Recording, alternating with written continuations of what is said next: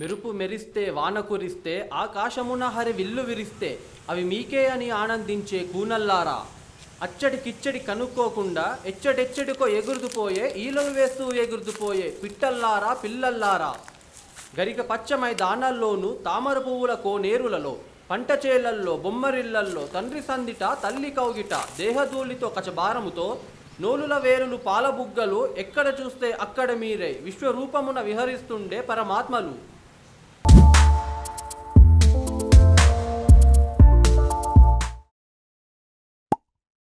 Breaking news చూస్తున్నారు విజా vibe studio నుంచి.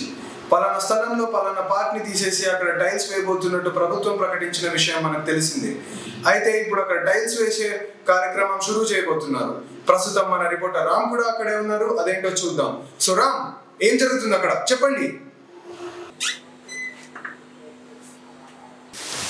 Hello Rahul, ఇక్కడ ఏదైతే మనం చూస్తున్నామో ఇక్కడున్న పార్క్ తీసేసి టైల్స్ అయిపోతున్నారు. అండ్ ఆ పని స్టార్ట్ అయిందని కూడా మనం చెప్పుకోవచ్చు. టైల్స్ వేస్తున్నారటగా, చెప్పండి మీరు ఎలా ఫీల్ అవుతున్నారు? మీ ఏరియాలో కొత్త కొత్త టైల్స్ వస్తున్నాయి కదా. ఈ పార్క్ అంటే మాకు చాలా ఇష్టం అండి. ఇక్కడనే మా రోజువారీ క్లోజప్ తీసుకోండి, చెప్పండి.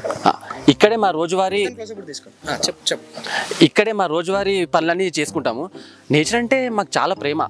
ఈ పార్క్ యజమాని నేనే. చూసావు కదా రాహుల్, ఉన్న పలంగా పార్క్ తీసేస్తే మేము ఎక్కడికి పోవాలంటున్న ప్రేమికుడు. అయ్యో నేను అలా అనలేదండి, నేను అన్నది ఓకే. పార్క్ యజమానుడు ఏమంటున్నాడో ఒక బ్రేక్ తర్వాత చూడండి.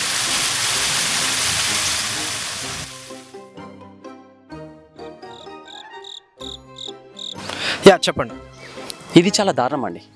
దారుణం అంటే మహాదారుణం. అసలు టైల్స్ అయితే ఎవరికి ఉపయోగం అండి? అసలు టైల్స్ ఎందుకు? ఇక్కడ టైల్స్ ఎందుకు? ఇక్కడ దూరంగా ఎక్కడైనా పార్క్లైన్ దగ్గర ఎక్కడైనా వేసుకోమని చెప్పండి. అసలు టైల్స్ అయితే ఎవరు తిరుగుతారండి ఇక్కడ? ఇది అసలు ఎవరికి ఉపయోగం అండి? ఉన్న ట్రాఫిక్ పొల్యూషన్ దృష్టిలో పెట్టుకుంటుంటే బెంగళూరు ఢిల్లీలో తయారైలు ఉంది పరిస్థితి. అంటే సార్ అది ఇక్కడ టైల్స్ వేసే వాకింగ్ పార్క్లో కూడా బాగానే ఉంటుంది కదా, మరి ఎందుకని మీరు ఉద్యమం చేస్తున్నారు? ఉన్న ఒక్క పార్క్ని కూడా మీరు టైల్స్ అనే పేరుతో మొక్కలన్నీ చంపేస్తే మీరు నెలల తరబడి పనిచేస్తుంటే ఆ గ్యాప్లో మేము ఊపిరి పీల్చుకోవడం ఎలా? అసలే రేడియేషన్ వల్ల సగం మొక్కలు పక్షులు చనిపోతున్నాయి. మీరు టైల్స్ అనే పేరుతో మిగిలిన పార్క్ని కూడా చంపేస్తుంటే ఊపిరి పీల్చుకుంటూ వాకింగ్ ఎలా చేసేది? అందుకే తగ్గేదిలే. ఉద్యమం అంటున్నావు, మన శ్యామ్ ఒక్కడే ఉన్నాడు అక్కడ. అవును, ఒక్కడే ఉన్నావు కదా, ఏం సాధిద్దామనేసి. ఈరోజు డే 1 నేను ఒక్కనే ఉన్నా. రేపు డే 2 10 మంది వస్తారు. ఆ తర్వాత సైన్యమే దిగుతుంది. మేము యువ సైనికులం. అదంతా ఓకే అమ్మా, నువ్వు ఇక్కడెక్కడో ఉండి ఏదో ఉద్యమం ఇచ్చేస్తానంటే మీ యువ సైనిక్స్కి ఎట్లా తెలుస్తుంది? అంటే ఏంటి? మీ ఛానల్కి ఆడియన్స్ లేరా? వ్యూస్ లేవా? టీఆర్పీ రాదా? అంటే అన్నావు కానీ ఇంకోసారి అనకు. మా ఓనర్ ఇంటే వస్తాడు. అసలే లేపాలని నాన్న తంటలు పడుతున్నాడు. హలో హలో హలో రాహుల్, ఉన్నావా? హే రామ్, ఏంటి రామ్ అంత మాట అన్నాడు కదా రాహుల్, మన టీఆర్పీ కోసం తనని చూపిస్తే తను ఇలా అంటుండు. రై నిన్నే వింటున్నావా? అసలు నీకేం డ్యామేజ్ జరుగుతుంది నీకు తెలుసా? నువ్వు పీల్చుకోవడానికి నీకు గాలి లేకుండా చేస్తున్నారు. అది నీకు ఓకేనా? ప్రాబ్లం సాల్వ్ చేసుకోవా? నిన్నే ప్రాబ్లం సాల్వ్ చేసుకోవా? టైం లేదా నీకు? నీకు ఇష్టమైన మాట ఒకసారి గంటలు లైన్లో నిలబడతావు. కొత్త సినిమా అయితే ఎప్పుడెప్పుడు ఓటీలో వస్తాను వెయిట్ చేస్తూనే ఉంటావు. దానికి టైం ఉంది, దీనికి టైం లేదా? ఒక్క మ్యాట్ని వదిలేస్తా, ఇక ప్రాబ్లం సాల్వ్ అయిపోద్ది. నువ్వు హీరో కాదారా? రా పార్క్ నాటి కొట్టిన శ్యామ్ గారు వెయిట్ చేస్తూనే ఉంటాడు.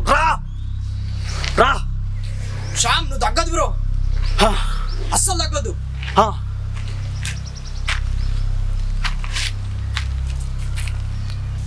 యువ సైనికులారా, మీ శక్తి ఏంటో చూపించండి. నవాబు సైన్యం కాదు, యువ సైన్యం. Making a change, making a difference అంటే మీ వల్లే పాసిబుల్. అవును, ఒక్కటితోనే సైన్యం మొదలవుతుంది. తన వల్ల కాదనుకుంటే అలెగ్జాండర్ 20 సంవత్సరాల్లో ప్రపంచం జయించేవాడా? నిన్ను ఆపేదేవుడు. ఓ చిరుతల్లారా, మీదే సమస్త విషయం. మీరే లోకపు బాధ్య విధాతలు. Issa Vibe.